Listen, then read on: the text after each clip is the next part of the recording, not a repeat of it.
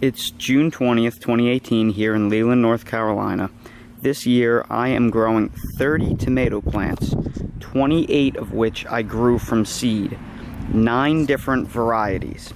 If you're curious, the varieties are San Marzano, Rosella Purple, Dwarf Firebird Sweet, Fred's Tie-Dye, Adelaide Festival, Brandy Boy, Mortgage Lifter, Cherokee Purple, and Steak Sandwich Hybrid.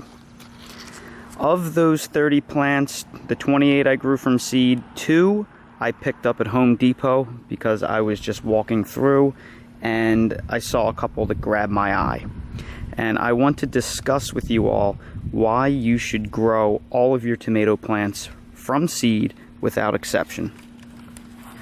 All of these tomato plants that you see, it's the middle end of June and it has been hot and humid here, and they are all doing great. They are thriving. So far I've been very fortunate with disease. They're setting on fruit very, very nicely. Everything for the most part looks great, with 2 exceptions. And those 2 exceptions are the plants that I purchased from Home Depot. These are just your standard Bonnie plants. They're $4 a piece. This looked like a really interesting variety, the Cherokee Carbon. It's from Bonnie. It's a hybridized version of Cherokee Purple and Carbon put together. It's supposed to be a stronger plant, and just look at it. As near as I can tell, it has bacterial wilt. We had 2 days over the course of 5 days. One day we got over 5.5 inches of rain. The other day we got over 4 inches of rain. So in the span of a week we got over 10 inches when you combine the other rain days with the 2 deluges, and all of my pots were soaked. This is the only plant that didn't recover. I think it just has bacterial wilt. Bacterial wilt. I'm guessing that there's blockage within the stem, but I've left it here because it hasn't spread, and I wanted to harvest the tomatoes that were on it, and I was able to get about 6 halfway decent tomatoes off of it. And after these couple ripen, I'm going to pull it out. Similarly, the other tomato that isn't doing well is the Mr. Stripey that I bought from Home Depot. And believe it or not, this is actually the second Mr. Stripey that I've planted from Home Depot.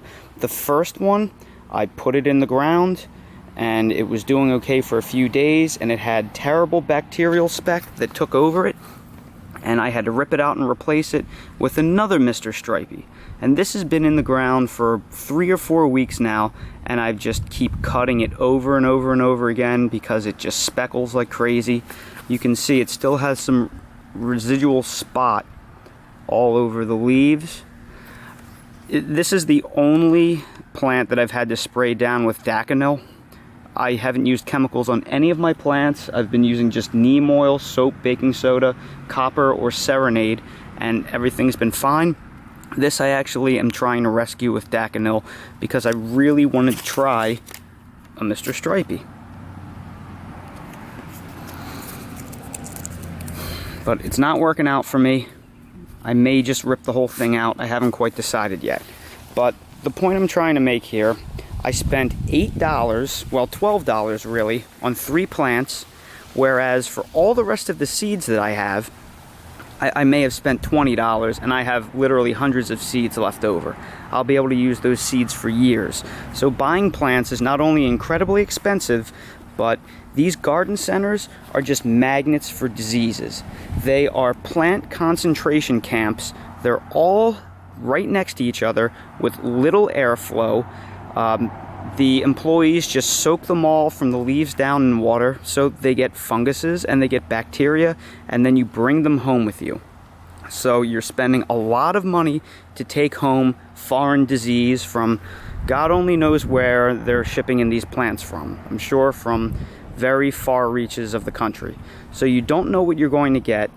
It's best to just grow your own seeds. It's cheaper, it's more rewarding. You can control the diseases because you're not importing any.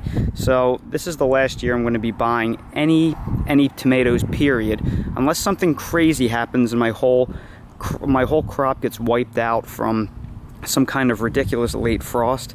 I'm just going to plant what I grow, because every single plant that I have otherwise just looks great, nice and green and healthy and setting tons of fruit, no signs of disease. And I know it's only a matter of time until I get something down here because it's so hot and humid all the time. But you know what? It extends the harvest, and all I'm trying to do is give myself the best chance possible.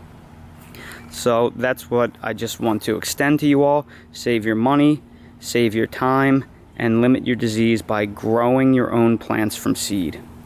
If you found this video helpful, please feel free to subscribe to the channel, comment, like, share. I really appreciate it, everyone. Have a good one.